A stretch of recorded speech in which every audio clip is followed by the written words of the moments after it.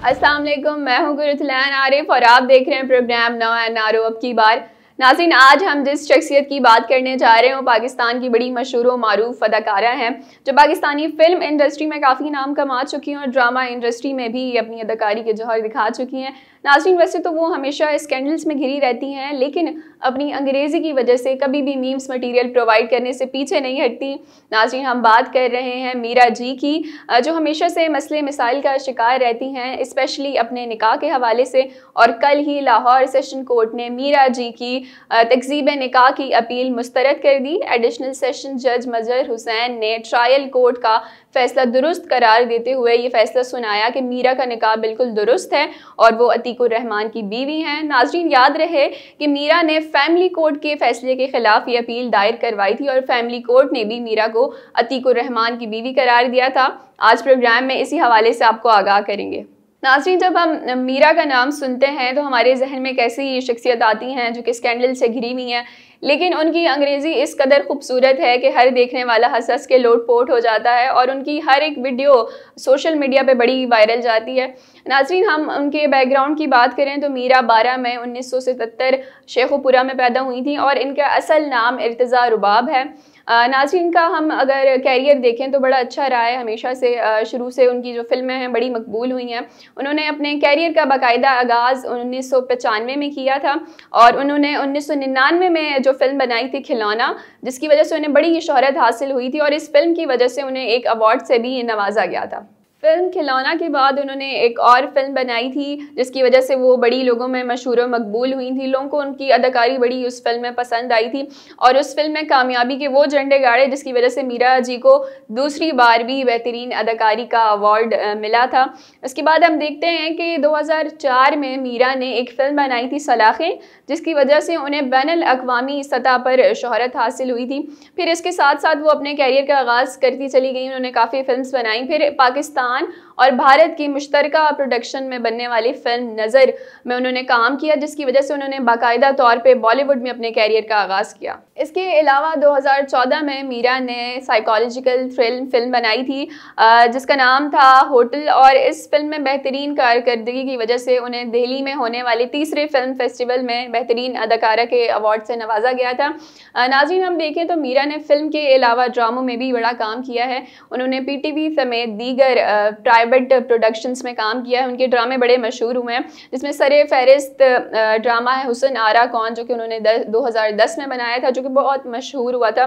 इसके अलावा 2016 में उन्होंने एक और ड्रामा बनाया था जिसका नाम था हुसन आरा और वो ड्रामा हमारे शायकीन को बड़ा पसंद आया था। तो हम देखते हैं कि मीरा का जो कैरियर है वो बड़ा अच्छा रहा है, फिल्म के हवाले से भी और ड्रामों के हवाले से भी। अदाकारा मीरा इतनी जल्दी शोहरत हासिल उनको जब हो गई तो वो इस शोहरत को संभाल ना सकी और फिर हम देखते हैं कि उन्होंने ऊट पटांग किस्म की फिल्मों में काम करना शुरू कर दिया था, जिसकी वजह से उन्हें बड़ी तनकीद का सामना करना पड़ा। उसके बाद हम उनके स्कैंडल्स को देखें तो इतने स्कैंडल्स उनके बने हैं कि उन्हें स्कैंडल क्वीन का खिताब दे दिया गया है। नाज़रीन, इसके अलावा हम बात करते हैं उनकी अदाकारी की, तो उनकी जो बेबाक अदाकारी है और मुख्तसर लिबास उन्होंने अपनी फिल्मों में पहन रखा था, उसकी वजह से उन्हें बड़ी तनकीद का सामना रहा है हमेशा से। और फिर जब हम उनकी इंग्लिश की बात करते हैं तो उनकी गुलाबी अंग्रेज़ी की वजह से बड़ी उन पर मीम्स बनी है, बड़ी वीडियोस बनी हैं। इसमें से बड़ी मशहूर जो क्लिप्स हैं वो तो आपने देखे ही होंगे।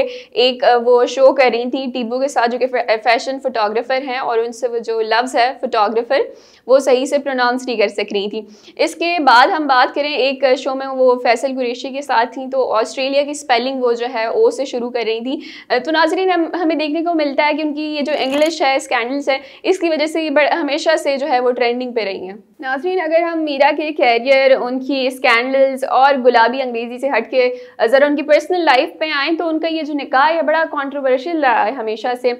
हम देखते हैं कि 2009 में फैसलाबाद के ताजिर अतीकुर रहमान ये दावा करते हैं कि 2007 में उनकी मीरा से शादी हुई थी और अदालत में उन्होंने सबूत के तौर पे वो सारी वीडियोज़ और पिक्चर्स पेश की थी, लेकिन मीरा जो है वो मुसलसल इस निकाह से इनकार करती आई हैं। हम देखते हैं उनका ये जो केस है वो जारी सारी रहा है हमेशा से। बीच में उन्होंने जो है वो एक बार मंगनी भी कर ली थी, लेकिन वो सिर्फ मंगनी रही, वो शादी ना कर सकी। और फिर उसके बाद हम देखते हैं कि 2014 में उनकी कैप्टन नवीद के साथ एक फहाश किस्म की वीडियो लीक हुई थी, जिसकी वजह से उनको बड़ी तनकीद का सामना रहा है।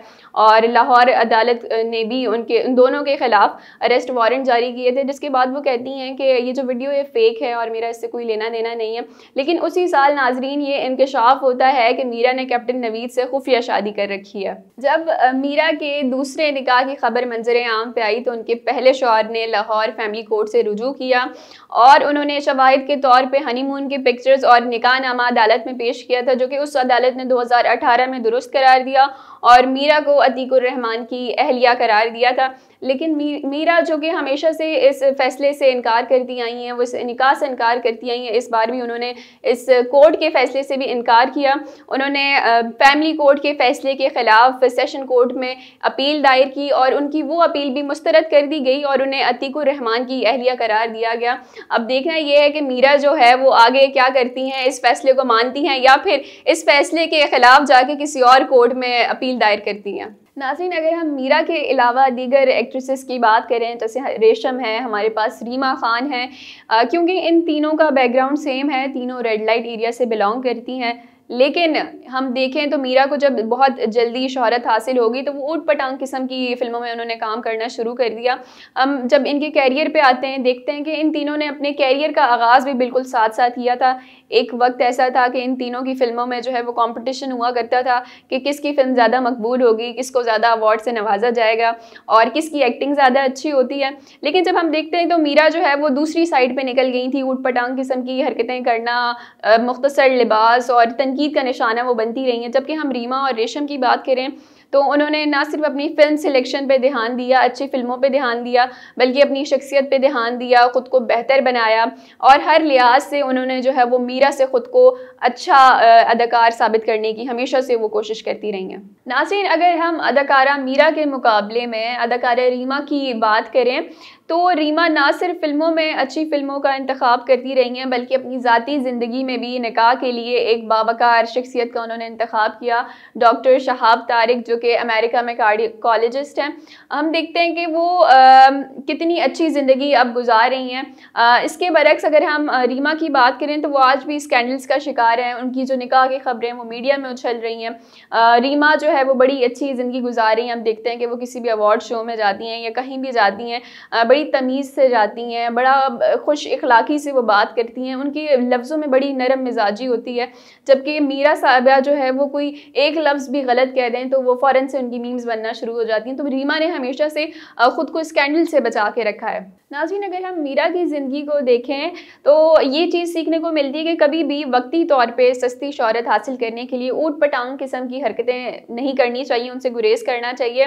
बैकग्राउंड जो भी हो, हमेशा इंसान को बेहतरी से की तरफ जाना चाहिए, ख़ुद को बेहतर से बेहतरीन बनाना चाहिए, जिस तरह के रीमा खान ने किया। और आज हम देख सकते हैं कि वो कितनी अच्छी ज़िंदगी गुजर बसर कर रही हैं। अब दोबारा हम अगर मीरा के निकाह पे आते हैं तो अब देखना ये है कि मीरा जो है इस अदालत का ये फैसला मानती हैं या नहीं, या फिर दोबारा से किसी और कोर्ट में चली जाती हैं। और अतीकुर रहमान साहब जो कि 2009 से अपनी शादी के शवाहिद पेश करते आ रहे हैं, क्या एक बार फिर उन्हें ज़रूरत पड़ेगी कि इन शवाहिद को वो अदालत में पेश करें। नाज़रीन, आज के प्रोग्राम में इतना ही, फिर हाजिर होंगे किसी नए मौजू के साथ। तब तक के लिए इजाज़त दीजिए। अल्लाह हाफ़िज़।